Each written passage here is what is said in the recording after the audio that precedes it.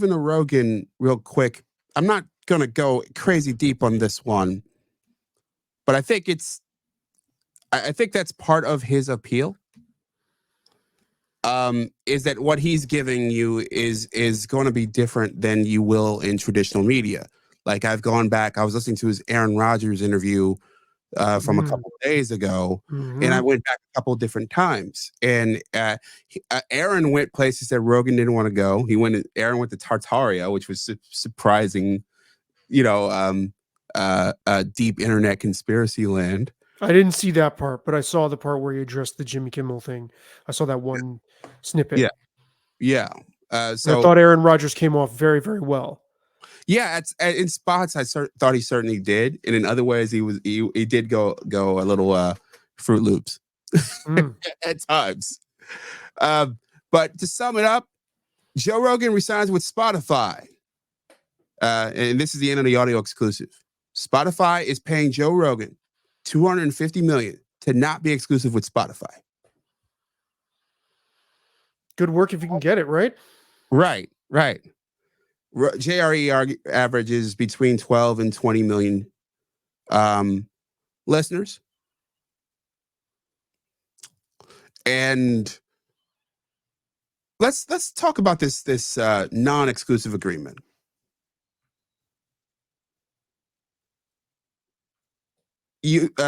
Rogan is going to return to YouTube. He's going to return to Apple Podcasts. I believe he's already back on Apple Podcasts now. And what Spotify has done, and I'm assuming they've made the calculation, that selling ads on Rogan is more profitable than bringing people to the Spotify platform just to listen to Rogan. Which is a total sea change. This is a company that gave out $100 million to Michelle and Barack Obama to be exclusive. This is a group that threw money at Princess Harry and Meghan Markle. This is a group that threw money all over the place for exclusive, going back to Joe Budden. Didn't they give Jamel Hill a show too? Jamel Hill is another example of it. They threw all kinds of money around and they came to the conclusion that this ain't worth it. After burning through about $1 billion of that money that they spent on exclusives. All right. Okay. Call Her Daddy, which is the second largest podcast exclusive on Spotify. It was a Barstool show that was brought over, and Barstool retained the rights to sell stuff for her and to produce the show, but allowed Spotify to have her exclusively. They also they took the exclusive tag off that show too. In this case, both those shows have a few things in common. They both go into very risky content. Call Her Daddy gets really, really not so much profane, but sexually explicit. Lots of sexually explicit talk. Rogan, of course, will go deep into vaccines. They'll go deep into places where a lot of other shows won't go. And I think they both get a ton of money up front and a safe haven if Apple or YouTube decides to pawn them. And we're going to see in the next year, 2 years, how much bigger his audience can actually be. Because remember, that 12 to 20 million average, somewhere in there, was just on one platform. You put them back in the YouTube world, you put them back in the Apple Podcasts and everywhere else. Are we going to look at 30 million an episode in a couple of in a couple of years or a couple of months even? It's hard to say. It's just a guess at this point. And just to put in comparison, go ahead.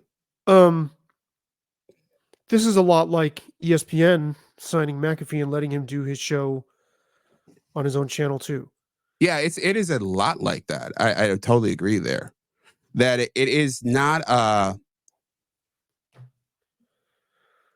it is an admission that, hey, this guy has access to stuff that we can't get our hands on. Mm-hmm.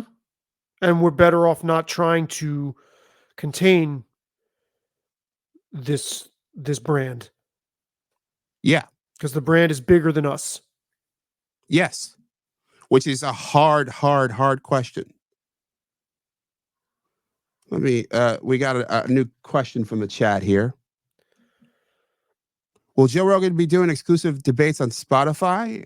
Yes. Joe Rogan will no longer be exclusive on Spotify. If you go to Apple Podcasts right now, you can find his feed. If you go to other pod feeders, you can find his feed.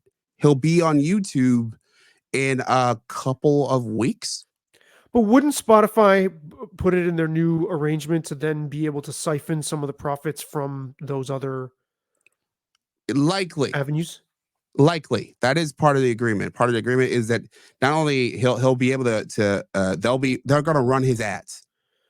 Right. So So it's not merely a concession. It's also like, well, hey, let's get our hands in that. this is that they must believe that they will be more profitable that way, which tells you something about this whole last decade of, hey, we're going to be exclusive on this platform kind of logic. Well, maybe exclusivity in media is totally gone, or is it going the way of the dinosaur? Maybe I everyone. I tend to agree with you. I mean, maybe everyone who makes it to a certain level of visibility is going to be doing so by having their hand in a number of pots, being platformed on a number of networks or channels or platforms, and then also having like different little sub brands of what they do. Right, so you got your one show with this person, your one show with this other person, your one show where you go to the network and appear on the air a Mhm. couple times a week, all that stuff. Yeah, I mean, you're getting back to the whole McAfee setup. McAfee he has a daily show that he still owns, but is licensed by ESPN. He has a deal with WWE where he appears on their programming as one of their announcers. He has a third deal with ESPN where he appears on College Game Day, and he's got autonomy in a lot of ways. He's able to have to go and do basically what he wants, and to to stick his toe into that world. Your guy Jalen Rose did a similar thing toward the. Is he still with ESPN? I don't think he No, is. Right? no. Yeah, but toward the end of his ESPN run, he had a New York Post show. I didn't even know that. Yeah, where he was doing more entertainment kind of shows, and then at the same time he had to deal with ESPN. I think we're going to see more of that with these big outlets. I think it's going to be harder to be exclusive. That cats like Stephen A.